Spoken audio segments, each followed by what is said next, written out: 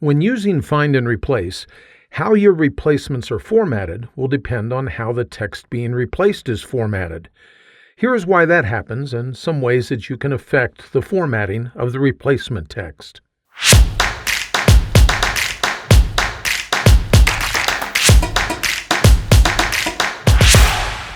If you use Word's Find and Replace tool to search for text and replace it with other text, Word applies to the replacement text the character attributes it found in the first character of the Find What text.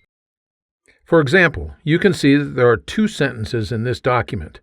Both say highlight is a brief review, but the word highlight is in italics in one of the sentences. I'm going to press Ctrl-H to bring up the Replace tab of the Find and Replace dialog box. I'm going to replace this sentence with some other text, such as, we'll say, look at the highlight to see if it works. It doesn't really matter what we replace with here, not for this purpose, but I'm going to go ahead and click on Replace All. It tells me that two replacements were made, and I'm going to close this. And notice that in the second sentence, the entire sentence is in italics. That's because the first character in that second sentence had been in italics before. This behavior is actually by design. Word needs to pick some sort of formatting for the replacement text, so it bases it on the first character of what is being replaced. In most cases, this isn't a problem, but in some cases, such as when the replacement text needs to have several character attributes, it can be a problem. One solution is to use the formatting capabilities of the Find and Replace tool. Now I'm going to go ahead and press Ctrl-Z to undo the changes that we did just a moment ago. And now I'm going to set up the replacement just a little bit differently. This time I'm going to make sure that the insertion point is in the Replace With box, right down here. And then I'm going to click on More to expand this dialog box, and I'm going to use the Format option right down here, and I'm going to choose Font. If I don't want the replacement to have any formatting, in other words, I want it to not pay any attention to that first character in what's being replaced, all I would have to do is click on Regular right here, click on OK, and now I can say Replace All.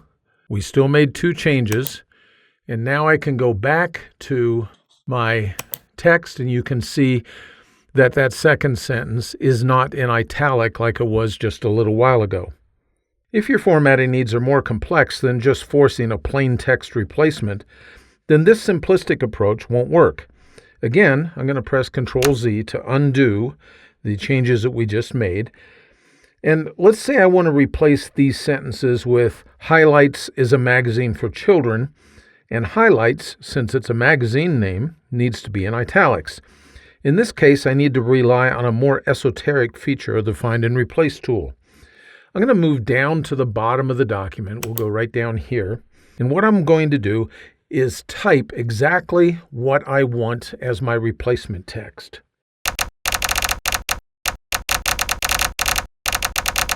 And then I'm going to format this the way that I want it to be. So all I have to do is select the entire word, and I'm going to make that word into italic. You have to understand that this is the key to this approach, typing and formatting the replacement text. Now I can select the text. I'll go all the way down here, and I'm going to press Ctrl-X. The text is cut from the document and placed into the clipboard. Now I'm going to press Ctrl-H again to bring back up the Find and Replace dialog box. This time, though, I'm going to select everything in the Replace With box, just like I did a moment ago, and I'm going to say C. I'm also going to click on No Formatting so that the only thing here is the caret and the C. You get that caret by typing Shift-6 on your keyboard. Now my Find and Replace is all set up. Watch what happens when I click on Replace All. Again, we've made two changes. I'm going to get rid of this. I'm going to get rid of that. And you can see that in both instances, it's only the word highlights that is in italics. That's exactly the way that we set it up when we copied information to the clipboard. In fact, that's what the C character sequence does. It uses the contents of the clipboard.